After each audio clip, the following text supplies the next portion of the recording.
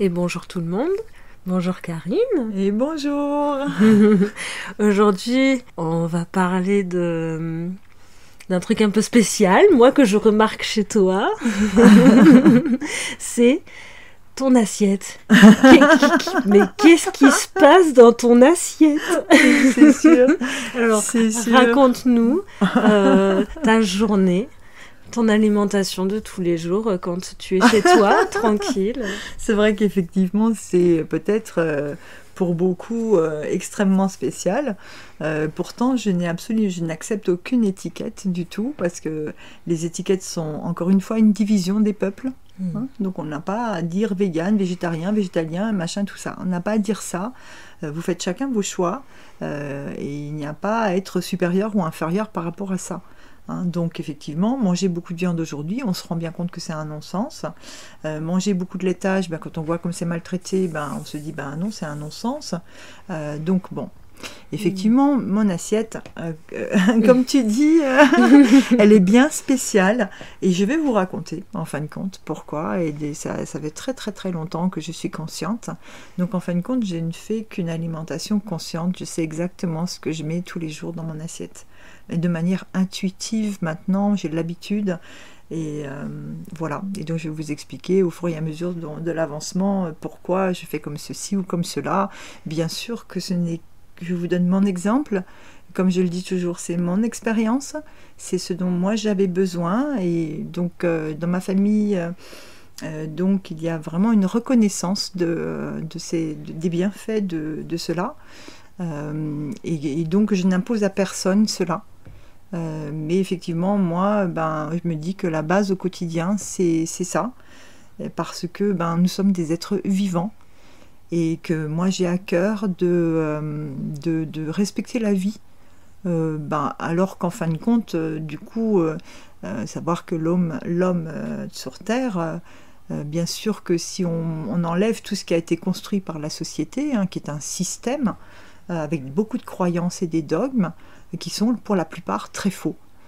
Donc si vous prenez l'homme sur la Terre, au départ de sa création, il y avait énormément de végétaux comestibles, et on trouvait pratiquement de tout. Et quand on vous dit que l'homme était un chasseur, peut-être, mais il ne mangeait pas tant de viande que ça. C'était surtout cueilleur. C'était surtout cueilleur, voilà, tout à fait. Et il n'y avait pas d'esclavagisme par rapport à l'animal, par rapport aux céréales. Les céréales, le blé originel est un blé qui contient 3 grains, enfin voilà. Et donc il est devenu un blé touffu avec énormément de grains. Il faut savoir quand même que nous n'avons pas cet estomac comme une vache pour manger des trucs aussi pleins de fibres. Donc attention, voilà, moi j'ai pris conscience de ça au fur et à mesure de ma vie, et je me suis dit quand même, on est en train de faire n'importe quoi, mais ça se confirme de jour en jour. Et quand je dis alimentation vivante, ça veut dire que j'ai quand même fait des mesures électromagnétiques du vivant, que ce soit l'électromagnétisme artificiel avec des mesures d'ondes dans les maisons, que ce soit l'électromagnétisme des aliments. Et je me suis bien rendu compte qu'il y avait déjà une différence entre une carotte d'un champ lambda d'agriculture intensive qui avait une pauvre énergie, et une carotte d'un ami, par exemple, de la famille, qui m'avait donné ses carottes, qui avait un jardin bio, qui cultivait du safran. Et donc quand j'avais mesuré l'électromagnétisme de ces carottes, j'avais trouvé vraiment une énergie très haute, plus haute que celle de l'être humain. Et c'est là que je me suis rendu compte. Et quand j'ai fait un jus avec ces fameuses carottes, donc la carotte avait une certaine énergie, et quand j'ai fait un jus avec ces carottes, donc j'ai réduit les cellules végétales vraiment à néant en extrayant le jus. L'énergie de cet aliment sous forme de jus était multipliée par 2. Et donc je me suis dit, mais c'est très étonnant. Ça veut dire qu'il faut broyer vraiment la cellule végétale pour se rendre compte que la base des nutriments les plus importants pour nous se trouve au cœur de la cellule. Et c'est au cœur de la cellule qu'on trouve les vitamines, les minéraux, les antioxydants, les enzymes qui sont nécessaires à la vie. Et donc l'électromagnétisme de ce jus, qui doit être bu frais, juste avant 30 minutes. Donc si on vous fait des jus frais, c'est 30 minutes maxi. Sinon, il y a beaucoup de choses qui sont détruites, notamment les enzymes et les vitamines sensibles. Bon, j'avais entre 23 et 24 ans, je travaillais à l'hôpital et j'arrivais le matin, j'étais parfois pliée en deux et tous les collègues qui me disaient Karine, viens, on va te faire une fibroscopie, tu as peut-être un ulcère dans l'estomac. Bon, un ulcère dans l'estomac, c'est simple, hein, c'est calmé par l'alimentation pendant 1 heure et ça reprend la douleur et elle est très forte. Donc un ulcère d'estomac, je n'avais pas. Mais c'était certainement le stress, peut-être le petit déjeuner que j'avais que je ne supportais plus, un déjeuner assez classique. Et donc je suis sortie ce jour-là de l'hôpital assez tôt, parce que j'avais fait dans l'après-midi. Et je me baladais dans une librairie, parce que j'aimais bien lire les livres, j'ai beaucoup lu. Et en fait, je suis tombée sur les ouvrages de Catherine Kousmine, qui est décédée à 84 ans. Et donc cette femme, elle m'a ouvert les yeux comme c'était pas possible. J'avais déjà cette recherche intérieure sur tout un tas de sujets que j'avais commencé à l'âge de 15 ans déjà. Hein. Et donc j'avais déjà une bonne idée de ce que c'était que l'énergie dans la vie. Mais aujourd'hui, c'est multiplié par 10 000, hein, ma conscience par rapport à ça. Mais j'avais commencé donc à lire ces livres et elle disait bien que voilà, une alimentation, on avait énormément de carences et qu'après, avant la guerre, c'était comme ça. On était en meilleure santé et que depuis la guerre, on avait industrialisé toute l'alimentation et elle faisait des schémas, comment on appelle, des arbres généalogiques de famille où elle se rendait compte que les cancers arrivaient 10 à 20 ans plus tôt de génération en génération. Et donc là, ça m'a vraiment ouvert les yeux sur la première chose que je prends le matin. Et tous les matins depuis l'âge de 23, 24, 25 ans, je ne me souviens plus exactement quand est-ce que ça a commencé. Et donc c'était la crème Boudwig. Donc parce qu'elle avait une amie qui était pharmacienne qui s'appelait Johanna Boudwig et qui lui a dit au minimum dans notre alimentation, le petit déjeuner nous tiendra 5 heures dans la journée. Et donc ce sera du vivant, du cru, mangé dans la demi-heure, toujours de manière extemporanée au niveau du broyat des graines, seront toujours moulues à froid et de manière immédiate et pas de la veille où il y a une semaine et gardées au frigo, au réfrigérateur parce que ça, c'est mort. Hein, dès que vous broyez une graine, elle reste vivante quelques temps et après ça meurt. C'est comme un jus de légumes, c'est pareil. Donc du coup, voilà, donc la crème Boudwig, c'est mon petit déjeuner depuis extrêmement longtemps. Sauf quand je pars en vacances, je ne suis pas du tout jusque boutiste. Je suis capable de partir en vacances, de manger chez quelqu'un d'autre, d'accepter l'alimentation qu'il me propose en demandant quand même une pomme au petit déjeuner, pas de jus mais une infusion, éventuellement un pain complet avec un petit peu de beurre. Ce n'est pas du tout pathologique de manger ça le matin. Prenez quand même un bon pain fait avec une farine locale, c'est toujours mieux. Du beurre parce que le beurre apporte quand même de l'acide butyrique ou appelé butyrate aussi, donc du coup qui est excellent pour les muqueuses. Le beurre, si c'est un bon beurre de printemps par exemple où les vaches ont paix dans le pré, ça va apporter plus de vitamine A et certains gras essentiels, donc c'est pas si mauvais que ça, il faut pas en abuser, c'est tout. Donc cette crème Boudwig, elle se compose de quoi? Donc ça n'a pas vraiment changé en dehors de l'huile qu'elle utilisait à son époque.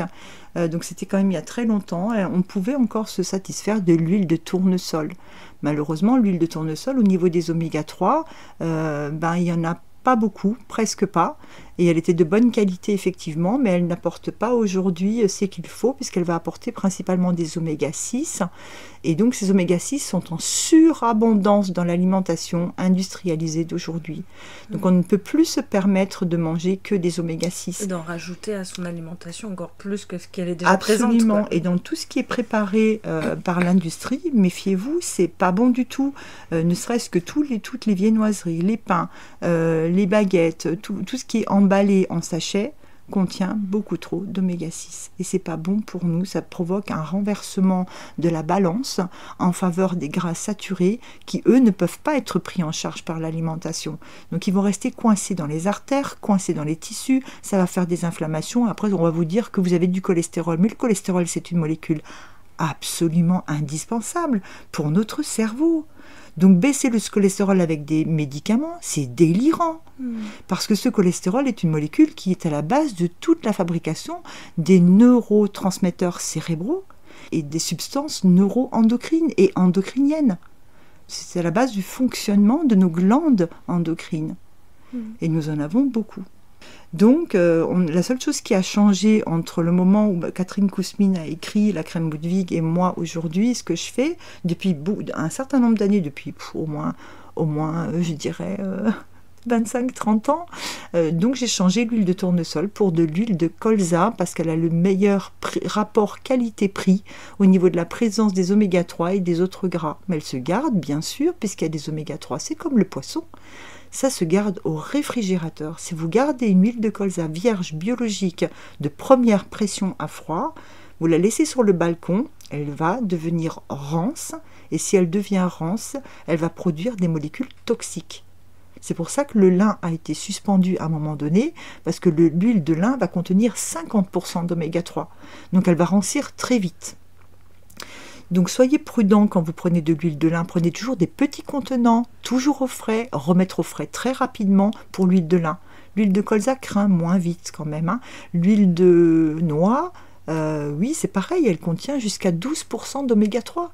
Donc effectivement il faut la garder au frais. Elle a plus de goût aussi, il y en a beaucoup qui sont très bonnes. Bon, la composition de la crème Boudwig. Donc c'est une demi-banane qui va être mise dans un blender. Donc on va mettre en poudre moi je mets juste une cuillère à café de graines, on va dire céréalières, mais parmi celles qui posent le moins de soucis, ça va être, moi j'ai choisi le sarrasin ou alors le quinoa qui n'est pas une céréale, qui est de la famille plutôt des épinards. Donc le quinoa ou le sarrasin, ça passe, c'est juste une cuillère à café bombante, c'est tout. Par contre, je rajoute 2 cuillères à café de graines de lin, parce que le graine de lin, les lignanes sont très importants par rapport à tout ce qui est hormones sexuelles, que ce soit mâle ou femelle. Pour la prostate, bénéfice, pour la femme aussi en ménopause, bénéfice. Donc on a adopté en plus des amandes qu'on mettait déjà, les graines de lin, on met 2 cuillères à café bombantes. Ensuite, j'ai l'habitude depuis toujours de mettre des amandes. Donc cela ne fait que quelques années que je mets des amandes qui ne sont pas sèches, mais qui sont pré-trempées 24 heures. Pourquoi ? Parce que lorsque vous faites pré-tremper vos graines, c'est un peu comme les graines germées, vous avez une potentialisation extrêmement importante du contenu de l'amande. Donc elle va doubler, tripler, quadrupler ou quintupler sa composition en minéraux, en vitamines et se comporter comme une graine pré-germée. Donc il va y avoir une vitalité au niveau de l'électromagnétisme de l'aliment. C'est juste sublime. Donc voilà, donc je mets une vingtaine d'amandes pré-trempées que je trempe la veille et donc elle reste, je mets pour être sûr qu'il n'y ait pas de résidus dégoûtants, je le mets trempé d'abord dans du vinaigre de pomme que je fais moi-même pour que les contaminants qui sont sur la peau de l'amande ne rentrent pas dans l'amande.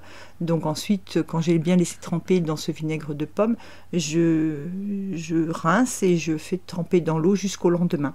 Donc voilà ce que je mets. Donc il y a déjà avec le moulin à café une cuillère à café de sarrasin ou de quinoa, 2 cuillères à café de lin pour ses propriétés et une vingtaine d'amandes pré-trempées de la veille. Donc ça je rajoute dans mon blender parce que les amandes pré-trempées vous ne pourrez pas les moudre au moulin à café, ça va l'empéguer et ça ne va pas le faire. Donc par contre dans le blender ça passe. Ensuite, qu'est-ce que je vais mettre? Je vais mettre 2 à 3 cuillères à soupe d'huile de colza. Et ça, depuis longtemps, et je n'ai pas changé. De temps en temps, je prends de l'huile de chanvre. Bon, c'est un peu plus cher, donc du coup, je reste quand même accessible au niveau du prix, du budget.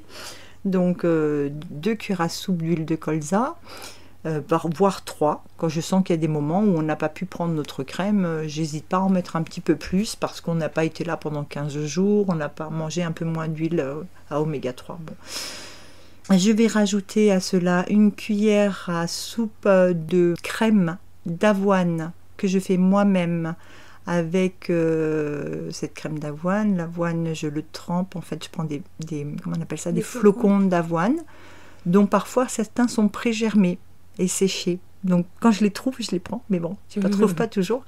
Donc je fais une gamelle d'eau de 220 g d'eau dans lesquelles je mets 5 cuillères à soupe bombantes de flocons d'avoine que je laisse tremper au réfrigérateur pendant un certain temps. Je mets aussi de la cannelle pour le côté propre, de la cannelle, c'est-à-dire à la fois antioxydant, mais aussi antifongique, antiviral, antibactérien, parce que c'est une préparation que je vais garder une semaine dans le réfrigérateur à peu près. Et donc je rajoute aussi, pour gonfler un peu, pour épaissir un peu la crème d'avoine, je vais mettre une demi-cuillère à soupe de graines de chia. Voilà. Et donc ensuite tout ça je le passe dans le blender, je le mets dans une petite bouteille que je mets dans mon réfrigérateur et j'arrive à le garder une semaine, même un peu plus, sans problème. Et je mets une cuillère à soupe de cela. Ensuite, qu'est-ce qui va rester? Il va rester un citron, le jus d'un citron. Voilà. Et ça, donc effectivement, comme le citron est un agrume par rapport au CDS, le citron étant un agrume et qui apporte de la vitamine C, et donc les agrumes, c'est pas très conseillé, donc je vais commencer mon CDS 2 heures après. Donc tout ça, je le mets à broyer, et donc c'est une alimentation crue, absolument, qui me réussit très très bien depuis toujours, qui m'a maintenue dans une belle santé. J'ai eu peu de problèmes en dehors des problèmes émotionnels qui ont pu me déclencher des choses que j'ai pu guérir moi-même, des choses même assez graves, que j'ai guéri moi-même sans passer par la case hôpital. Donc du coup, je rajoute dans cette crème, une fois qu'elle est passée au blender, je rajoute des fruits frais, voilà, à convenance, selon la saison, en petits morceaux, et je mange ça tous les matins. Donc en hiver, inutile de vous dire qu'à l'âge de 23 ans, quand il faisait froid, en hiver, c'est pas très agréable de manger quelque chose de froid le matin. Donc pour éviter d'acidifier mon corps, je buvais un bon bol de tisane bien chaude, comme ça je pouvais en même temps prendre quelque chose de chaud, en même temps que je mangeais cette crème Boudwig. Et après, maintenant, aujourd'hui, ça a disparu au bout d'un an, cet inconfort. Après, je me suis bien habituée, et donc du coup, j'ai réussi quand même à contaminer plusieurs mes éléments de ma famille. Après, il faut avoir une certaine, comment dirais-je, moi, je me disais simplement que c'était une base intéressante. Ça a été adopté par les personnes de ma famille proche. Bien sûr, les autres n'ont pas pu tenir la distance parce que ça demande du temps. Moi, je prépare ça en 5 à 10 minutes, donc ça va très très vite quand on est habitué. Et c'est vrai qu'effectivement, le ventre, il va super bien. Donc quand j'ai commencé ça, je n'avais plus de maux de ventre en arrivant à l'hôpital. Donc je n'ai pas eu ma fibroscopie et on n'a jamais détecté aucun ulcère chez moi. Mais voilà. Donc ensuite à midi, quand je suis chez moi, et que je peux préparer mes aliments pour midi, pendant des années j'ai fait une alimentation assez relativement classique, mais avec beaucoup de bonnes choses, un petit peu de cru, des salades avec une bonne vinaigrette, avec de l'huile de colza, du vinaigre de cidre ou du vinaigre de vin. Voilà, avec un petit plat chaud, parce qu'il y a quand même eu des enfants, donc il fallait quand même se nourrir pour supporter l'école, supporter des journées assez longues, donc il était relativement classique quand même, pendant de nombreuses années. Maintenant que je suis chez moi à la maison, non, effectivement, mon alimentation, elle s'est pas radicalisée, parce que je suis pas quelqu'un de radical, mais je m'écoute simplement et je me sens bien comme ça. Donc à midi, on a tendance, à midi ou 14h, parce qu'on écoute quand on a le champ libre de contraintes sociétales, parce qu'on devient quand on devient une espèce de détritus dans la poubelle de la société, on est aussi libre de ses mouvements, et donc c'est la vraie vie qui commence d'une certaine manière. Donc eh bien, on mangeait soit à 13h, 14h, ça nous arrivait de manger midi à 15h, ce n'est pas un problème, on mangeait quand on avait faim. Et la plupart du temps, c'est vrai qu'on boit un jus de 70% de légumes. Alors, il n'y a pas besoin d'en avoir beaucoup. Vous prenez, par exemple, si vous prenez un radis noir, il vous suffit pour prendre un morceau de radis noir, et il vous suffit pendant une semaine à 10 jours. Prenez une betterave rouge, une grosse betterave rouge, il vous suffit pour une semaine à 10 jours. Les carottes, une par jour. Bon, voilà, un jus avec multi-légumes et 30% de fruits. Voilà, pour que ce soit buvable, déjà, parce qu'il n'y a pas de raison de se faire mal. Le jus de chou, le jus de poireau, le jus de machin, quand je parlais de tout ça aux autres, ils se sont amusés à faire des jus purs poireaux. Donc ça, je vous défie de pouvoir le boire. C'est vraiment pas bon du tout. Si vous voulez faire un jus de poireau, essayez de mettre un petit peu de pomme dedans, parce que déjà, si vous voulez exciter votre vésicule biliaire très vite, ça va vous faire mal au ventre. Enfin, pour les personnes sensibles. Donc je fais un jus dans le repas intermédiaire, avec quelque chose de gras. Donc il va y avoir des noix de pécan ou des noix de Grenoble que j'ai dans mon jardin. Des noix de Brésil pour leur apport en sélénium, qui est aussi apporté par des graines de tournesol, le sélénium. Mais la noix du Brésil est quand même reine pour cela. Des noisettes aussi pour leur teneur en protéines, qui est assez intéressante. Des amandes, ce que vous voulez, mais quelque chose de gras pour pouvoir absorber les vitamines qui nécessitent d'avoir du gras pour être absorbées, comme A, D, E, K. Donc vitamine A qui est certainement dans le jus, la vitamine qui va rester vivante une journée, ou provitamine A, et donc la vitamine D dont on a beaucoup besoin, j'en ai beaucoup parlé, la vitamine E et la vitamine K, donc ce sont des vitamines qui nécessitent d'avoir du gras pour l'absorption. Donc ça peut très bien aussi passer par un petit fromage que vous faites maison. Voilà, moi je fais mon petit fromage maison frais aux herbes avec de l'huile d'olive et avec de l'ail, et voilà, donc c'est très bon, et puis il y a du gras dedans, dont l'huile d'olive. Vous pouvez aussi prendre, par exemple, faire une guacamole, par exemple, avec ou manger un avocat, voilà. Vous pouvez aussi faire un aioli avec des petits légumes trempés. Je fais aussi parfois des sardinades avec des sardines en boîte qui apportent beaucoup d'oméga 3. Donc en principe, les sardines en boîte, on va souvent mettre de l'huile avec. Et donc le problème de ces sardines en boîte avec de l'huile, c'est que les oméga 3 se retrouvent dans l'huile qui est dans la boîte. Pas tous, mais beaucoup. Donc ça nous obligerait à manger l'huile qui est dans la boîte. Ça fait beaucoup. Donc je vous conseille de prendre des sardines sans huile, mais c'est pas forcément facile à trouver. Voilà, et c'est bon. Donc du coup, je fais des sardinades où j'écrase les sardines et je mets un petit peu de crème d'avoine, ou alors de la crème d'amande. Voilà, ou de la crème de sésame, ou peu importe, une purée de sésame, et des herbes et des choses comme ça pour enrichir un petit peu le plat, parce que tout ça, c'est pour enrichir le niveau d'ingrédients qui vont vous apporter quelque chose au niveau de la santé. Et donc vous vous rendez compte que effectivement on est dans la famille très peu malade. Moi je suis quelqu'un qui est jamais malade, et pourtant moi c'est une petite parenthèse, mais quand j'ai commencé à prendre le CDS au mois de mars, j'ai vu énormément de choses évoluer dans le sens inverse, c'est-à-dire ce qu'on peut appeler les signes du vieillissement à tout niveau, au niveau des organes. Même quand on n'est pas malade, on a des signes de vieillissement. Sont allés un peu dans l'autre sens, c'est-à-dire dans le sens pas de la régénération complète, mais de l'arrêt du vieillissement, voilà, grâce au CDS. Donc bon, ça c'est une parenthèse, mais c'est vrai qu'effectivement, d'enrichir les plats, le gras est important pour absorber toutes les vitamines, et donc pour manger à midi, en général, je fais ceci, ou alors en été, quand il fait vraiment très chaud, ça peut être aussi des guacamoles avec des petits légumes coupés en morceaux, ou des petites, pas des chips, mais un morceau de pain, ou de pain complet que je fais.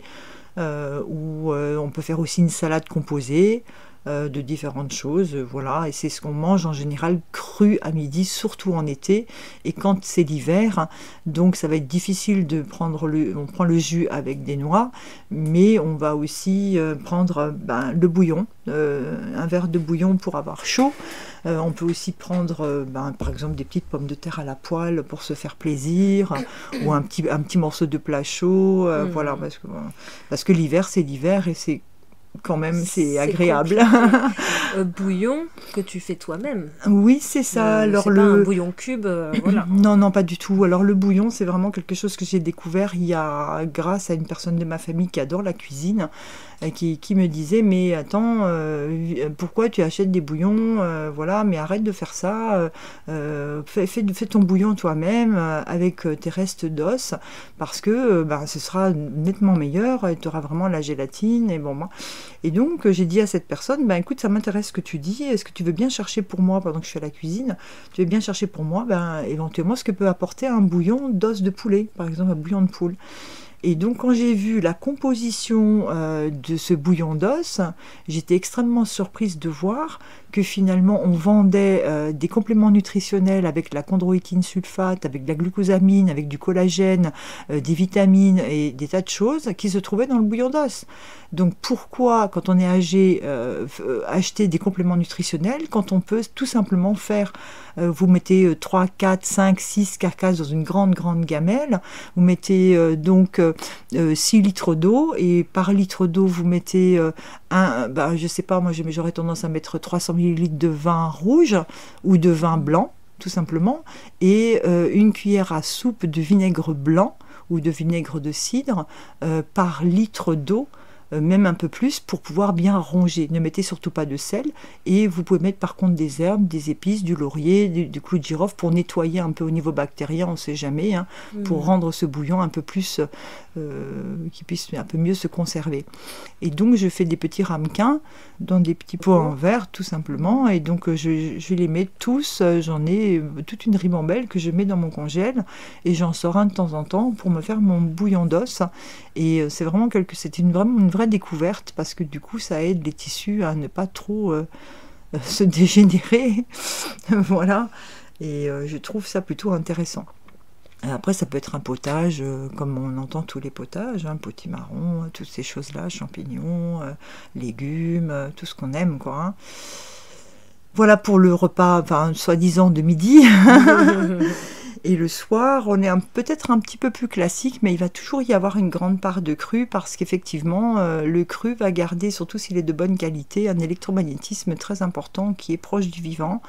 Et c'est toujours dans la même optique, c'est garder des aliments vivants, parce que nous sommes des êtres vivants, il faut y penser.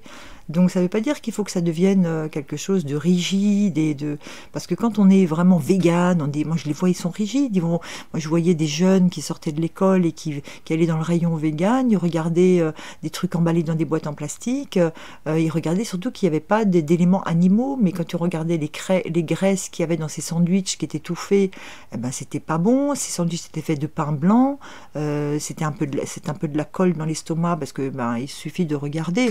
Si vous mettez de la farine blanche dans un verre, vous mettez de l'eau, ça va vous faire une pâte très élastique qui est difficilement digeste. Si vous mettez de la farine complète et de l'eau dans un verre, vous allez avoir une pâte qui va être beaucoup moins élastique et qui va se casser très vite, hein, parce qu'il va y avoir le son de la graine, des vitamines, et bon, ce sera moins de la colle pour l'estomac. Donc du coup, moi j'étais un peu choquée de voir ces jeunes tomber dans le véganisme rigide, alors qu'en fin de compte, c'est vraiment des aliments qui ne sont pas du tout bons pour la santé. Quand ils sont transformés, mais après, il y a différentes façons d'aborder le véganisme et le végétarisme. Absolument. C'est juste une petite parenthèse, je ne veux pas être jugeante, mais je trouve que c'est dommage parce qu'ils s'abîment la santé. Donc prenez plutôt quelques amandes, des fruits et des légumes à la croque. Voilà, les amandes, elles vous apportent des protéines, les noisettes aussi, les noix aussi, donc du coup les graines de courge, pourquoi pas. Le message en fait, c'est de ne pas prendre d'aliments transformés. Ce serait plutôt ça, voilà. Donc pour le soir, c'est-à-dire que ce sont plutôt des repas classiques avec une salade toujours. Éventuellement un fruit coupé en petits morceaux, comme ça peut être une mangue, même si c'est pas la saison, parce que la mangue apporte beaucoup de choses. Ça peut être une petite salade verte avec des germes, je mets plein de germes dedans, des germes d'alfalfa, des germes là je suis en train de faire des germes d'épeautre, des germes, ça peut être des germes de haricots azuki, ça peut être toutes sortes de germes possibles, hein, parmi les graines germées. Donc parce que le germe a un potentiel pour vous apporter des minéraux qui est juste inestimable. Voilà pour la petite salade, ça peut être n'importe quoi, des carottes, du chou, ce que vous voulez, hein. Et plus ça a des couleurs différentes, plus vous allez avoir des antioxydants différents, et donc vous allez vous rendre compte de la qualité antioxydante d'un aliment lorsque vous l'épluchez ou vous le coupez, vous le laissez simplement en dehors du réfrigérateur comme ça toute l'après-midi, et vous voyez lequel va se dégrader le plus vite. Vous coupez une pomme, elle va devenir brune très vite. Vous coupez une mangue, elle ne va pas devenir brune. Vous coupez un potimarron, c'est pareil. Ou une courge, c'est pareil, elle ne va pas s'abîmer si vite. Et puis un melon, c'est pareil, il ne va pas s'abîmer si vite. Donc ça veut dire que ces aliments, même s'ils n'ont pas l'air d'être orange ou rouge, pour apporter le lycopène, pour apporter la provitamine A, ils vont apporter d'autres antioxydants très intéressants. Donc c'est comme ça que vous allez vous rendre compte de la puissance d'un aliment dans ce qu'il peut apporter. Donc, et puis ensuite, sinon, ça peut être des portions le soir. Quand je fais à manger, j'essaie d'être écologique d'une certaine manière, mais pas dans le sens de l'écologie qu'on entend aujourd'hui, parce que c'est du grand n'importe quoi. L'écologie dans le sens de je fais une grande marmite par exemple de potée pour l'hiver, et où je mets mes légumes et éventuellement un petit peu de viande, mais juste pour le goût. Et donc après, je vais faire plusieurs portions dans des bacs à glace.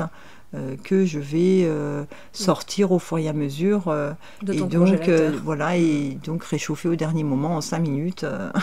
Tout est prêt. Voilà, et pas de micro-ondes chez moi, donc j'ai un four à gaz, parce que le gaz reste encore avec la bouteille l'option la plus, dirais-je, au niveau financier, qui a le meilleur rapport, la plus intéressante. Qui va au niveau de la cuisine, je trouve que ça m'a toujours apporté beaucoup, plutôt que de prendre des ustensiles qui sont modernes, où on ne sait pas au niveau de la cuisson, la plaque elle chauffe, après elle chauffe plus, après elle rechauffe, après elle chauffe plus, après elle rechauffe, enfin, c'est vraiment très très inconstant. Je trouve qu'on fait une meilleure cuisine sur le gaz que, voilà, bon, ça c'est mon avis, c'est tout. Il me semble que tous les cuisiniers cuisinent au gaz. Il me semble, c'est possible, je ne sais pas, c'est possible. Ensuite, beaucoup d'infusions, donc j'ai toujours une thermos qui est pleine, que je refais tous les jours avec des plantes de jardin ou en mélange, hein. Ça peut être de la gastache, ça peut être de l'aubépine qui est bonne pour le cœur, pour relaxer aussi, la verveine qui relaxe beaucoup, le tilleul qui relaxe beaucoup mais qui a aussi des vertus digestives, la camomille, le thym, de la colline qui est excellente, un thym sauvage qui a une odeur fabuleuse, la marjolaine qui calme, qui est un peu antidépresseur. Bon voilà, faire. Et puis je n'oublie jamais d'acheter des petites, ce que j'aime beaucoup aussi, c'était les sachets Yogiti, hein. Donc parfois je prends le Yogiti classique qui mélange de la girofle, du gingembre, de la cannelle et de la cardamome, parce que ce sont des choses qu'on n'a pas chez nous et ces épices sont extrêmement précieuses. Voilà, donc on a une journée, on fait un chai classique, une autre journée on peut faire un chai avec le tulsi, sérénité. On peut faire aussi, que j'aime beaucoup, c'est le détox, parce qu'il va contenir à la fois girofle, cannelle, gingembre, cardamome, mais aussi toutes les plantes détox, hein. Donc elle est très, très très bon goût, mais il y a de la réglisse. Et la réglisse, je ne sais pas si c'est vrai à 100%, mais moi je me suis toujours méfiée, parce que la glycyrrhizine est une molécule qui provoque, à force de consommation quotidienne, de l'hypertension. Donc il faut veiller à ne pas boire la même tisane tous les jours. Bon, ça fait partie des choses que j'ai de base. J'ai toujours une très bonne huile au réfrigérateur. Je fais du kéfir régulièrement, voilà, pour le côté vivant de cette boisson, et pétillant, même en hiver, hein, ça m'arrive de le faire en hiver. Qu'est-ce que je peux dire d'autre dans mes desserts? C'est vrai qu'on aime bien le chocolat noir et c'est un très bon produit antioxydant, le chocolat noir. Maintenant, malheureusement, c'est comme toutes les plantes, le chocolat noir absorbe aussi certains polluants de l'environnement, comme l'arsenic, comme beaucoup d'autres choses. Donc on mangera plutôt un morceau de chocolat noir en dessert que... Qu'est-ce que je peux dire d'autre au niveau des desserts? Ce sera plutôt du cuit. Alors pour quelle raison je fais comme ça? Parce qu'effectivement il faut que vous compreniez une chose importante que Catherine Kousmine avait découvert, parce qu'elle travaillait en laboratoire aussi à côté de ses consultations, et elle s'est rendue compte que effectivement l'intestin, il avait tendance à réagir de manière différente lorsqu'on mangeait du cuit et lorsqu'on mangeait du cru. Quand on mange du cuit dans l'intestin, ce qui se passe, c'est qu'il va y avoir un assaut de tous les globules blancs de l'organisme qui se réfugient, qui appauvrissent la périphérie. Donc le mode de défense de périphérie est abandonné au profit de la défense de l'intestin. Donc ça veut dire que les globules blancs se comportent comme si on avait fait une agression au niveau de l'intestin. Donc effectivement c'était un peu choquant, parce que du coup nous on a été habitués et vraiment conditionnés à manger des aliments cuits et surcuits et très pauvres depuis toujours, alors qu'en fin de compte c'est pas vraiment super bon pour nous. Et donc je mets le cru toujours pour débuter un repas. Je vais toujours commencer par le cru. Souvent j'aime bien un petit morceau de pomme. Donc si on est deux, on mange une pomme à deux, un petit morceau de pomme, des raisins s'il y en a dans le jardin, peu importe quel fruit.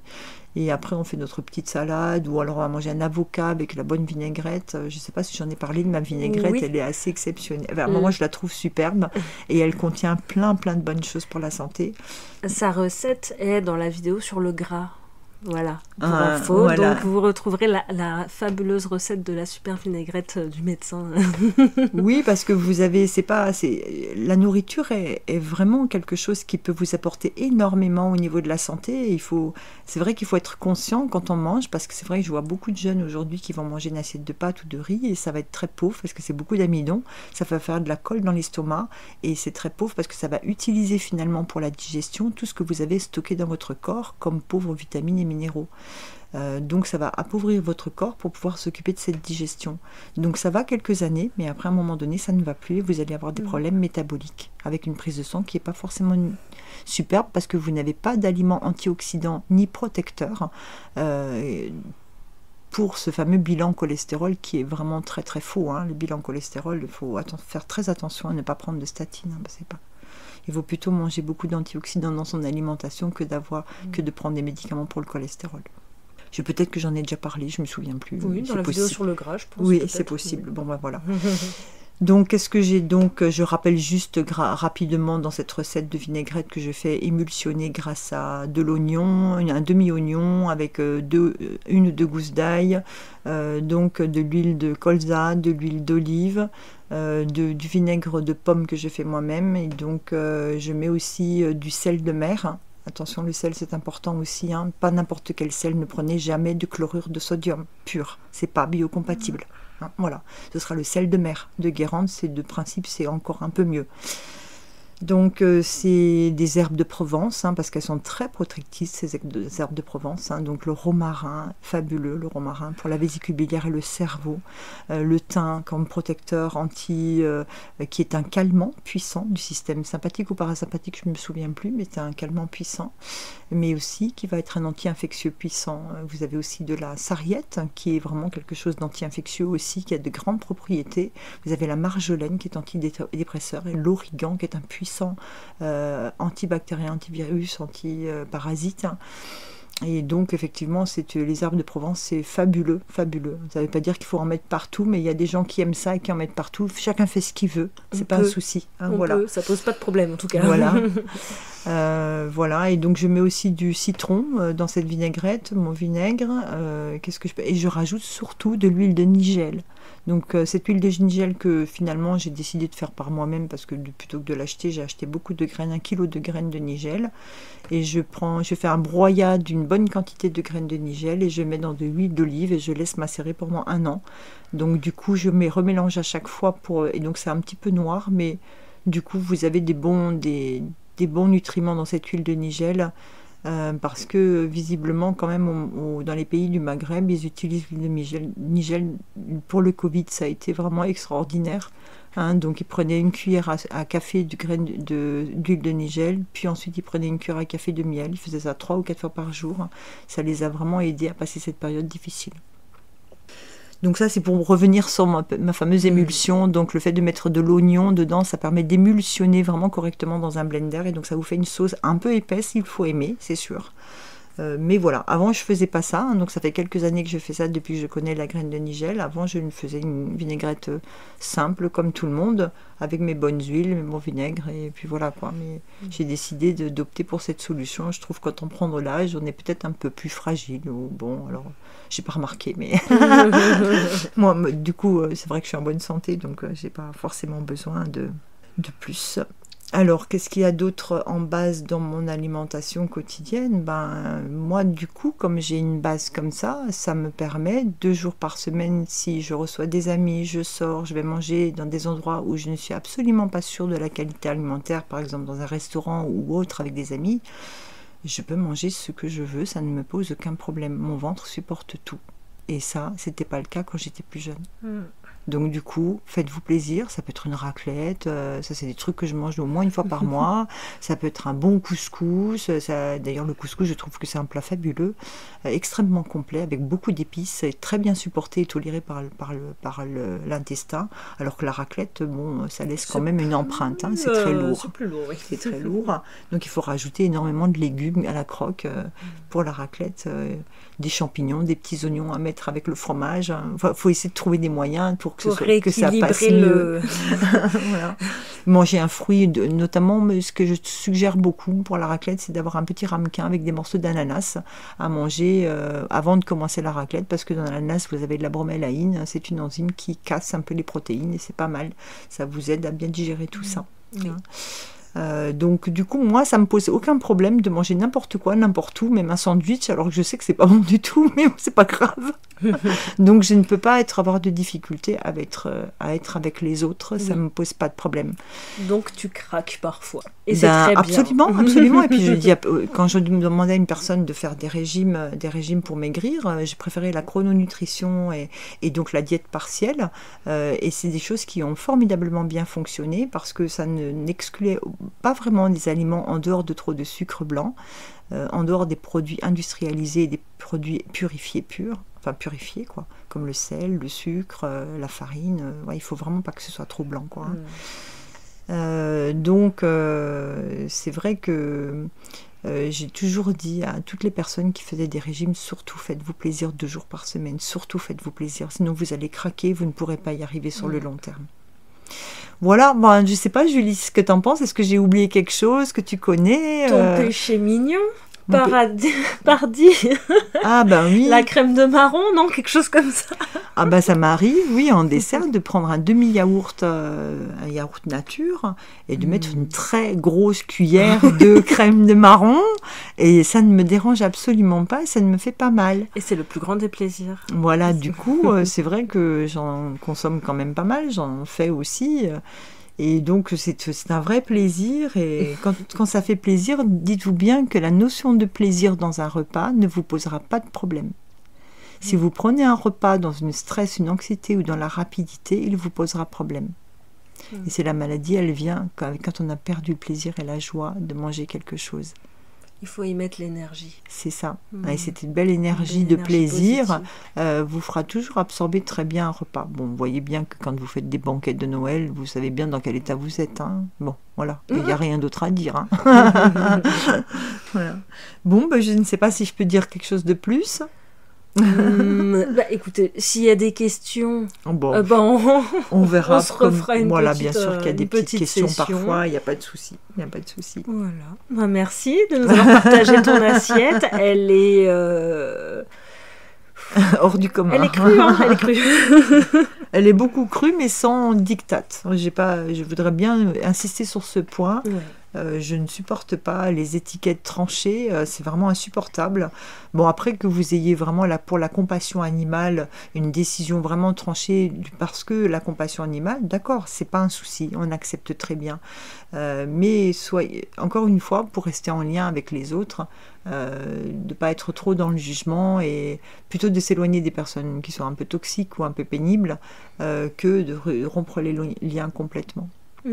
Voilà, faire attention à ça parce qu'aujourd'hui plus que jamais on a besoin du lien humain parce que cette période est vraiment très douloureuse pour beaucoup de personnes. Oui, il ne faut pas être rigide avec les autres mais pas être rigide avec soi non plus. Non, parce que sinon ça devient un calcul tout le temps. Bien sûr que je suis une autorité consciente, mais en même temps je peux plus faire autrement maintenant et ça me réussit beaucoup. Donc, je ne vais pas changer. Et surtout, nous, on dit tout ça. Karine nous partage tout ça, son assiette, mais c'est pas parce qu'il faut faire comme elle. Si vous avez, vous, une alimentation qui vous correspond et qui vous permet de vous sentir bien dans votre corps, continuez. Oui, il ne faut rien changer à ce qui glorifier ça et c'est parfait, c'est très bien. Voilà, il faut simplement avoir une alimentation variée, diverse et pas forcément compliquée. C'est pas forcément compliqué. Bon, ça demande beaucoup de préparation quand même quand on fait des petits plats crus, comme la guacamole, tout ça.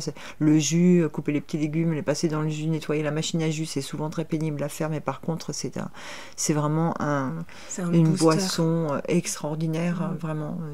Extraordinaire qui va rajouter toutes les vitamines et compléments que vous n'avez pas envie d'acheter sous forme de gélules en plastique ou en gélatine de je ne sais pas quoi et avec du dioxyde de titane dedans parce qu'il y en a beaucoup qui en ont et à des prix juste prohibitifs et bon voilà qui ont été rachetés aussi par des grandes sociétés pharmaceutiques voilà à des prix vraiment très faibles. Donc je ne vous dis pas la qualité des plantes qui sont dans ces gélules ni des vitamines parce que ce sont souvent des vitamines synthétiques. Faites-vous plaisir, prenez du vivant. Prendre la vie, c'est la vie, quoi. On glorifie la vie. Merci Karine pour ton partage. Il n'y a pas de souci. C'est gentil. C'est une étiquette, c'est bon. Ouais, mon là, étiquette, tu t'es affichée. Je me suis affichée. Bon, on vous souhaite à tous une très belle journée et puis à très vite pour de nouvelles vidéos santé. Oui, bonne journée à tous. À bientôt.